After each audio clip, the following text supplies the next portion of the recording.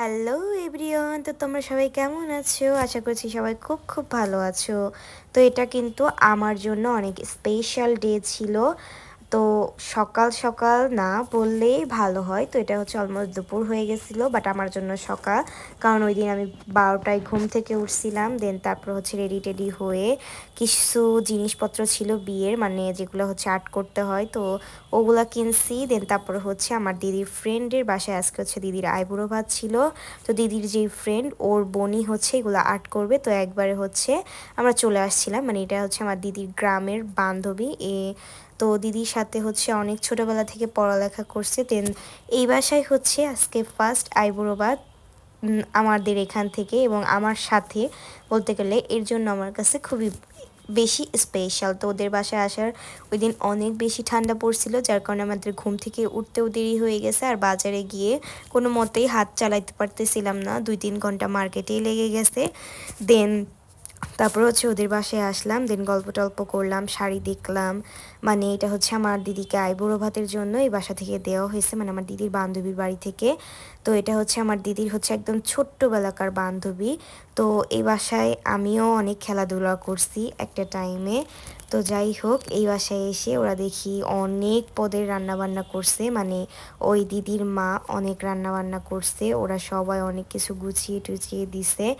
দেন আমরা হচ্ছে সবাই মিলে একটু একটু করে ভিডিও করতেছিলাম, আমিও একটু ভিডিও করছি, ওই দিদিও বসেছিল। দেন তারপরে হচ্ছে দিদি এলো, তারপর হচ্ছে ভিডিও করলাম, দেন আরও কিছু খাবারের ভিডিও ক্যাপচার করতেছিলাম। তো বেশ অনেক দিন পরে ওদের সাথে আমাদের আবার দেখা হলো, কারণ আমাদের গ্রামের এদিকে তেমন একটা বেশি এখন আসা হয় না। আর তার মধ্যে হচ্ছে প্রোগ্রাম ছিল, প্রোগ্রামের কারণে অনেক বেশি ব্যস্ত ছিলাম, যার কারণে এদিকে তো একদমই আসা হয় নাই। আর আমাদের আইবুড়ো ভাতের হচ্ছে একটা নিয়ম থাকে, হচ্ছে কিছু একটা আশীর্বাদ করতে হয়, আর আশীর্বাদ করে কিছু না কিছু দিতে হয়।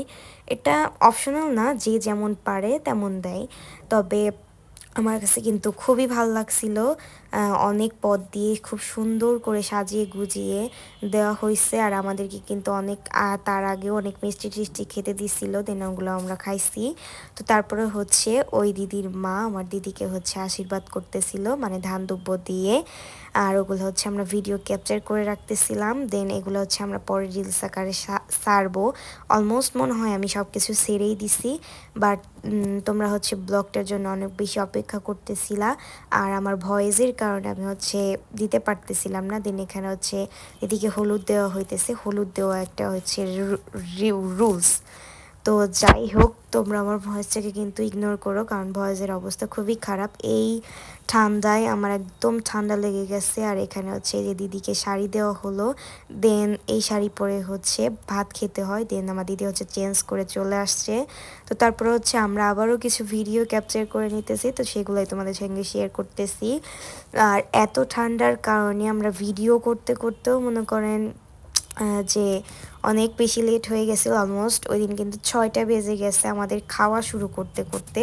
তো তারপরে হচ্ছে এই যে দিদির বান্ধবীকেও খাইয়ে দেওয়া হচ্ছিল। তো দিদির প্রায় 10-12 দিন পরে দিদির বান্ধবীরও বিয়ে, বাট দিদির বান্ধবীর হচ্ছে এখনও আশীর্বাদ হয়নি, যার কারণে হচ্ছে আমরা তাকে আইবুড়ো ভাত দিতে পারিনি, বা ওই দিদির বান্ধবীর মাও তাকে আইবুড়ো ভাত দিতে পারেনি। তো যাই হোক, একটা চেষ্টায় আছি দিদিকে আইবুড়ো ভাত দিব, যদি টাইমের মধ্যে পারি তাহলে কিন্তু অবশ্যই দিব, এবং তোমাদের সঙ্গে সেই ভিডিওটাও শেয়ার করব অবশ্যই। তো এখানে হচ্ছে ওরাও খাওয়া খাওয়াই করতেছিল, আর আমরা অনেক মজা করতেছিলাম, বলতেছিলাম বান্ধবীকে খাওয়া। দেন তারপরে হচ্ছে কারেন্ট চলে গেছিলো, তারপর হচ্ছে আমরা খাওয়া দাওয়া শেষ করছি সবাই। এখানে তো আমরা 4 জনে মিলেও খাবারটা শেষ করতে পারিনি। তো যাই হোক, এখানে ব্লগটা শেষ করছি।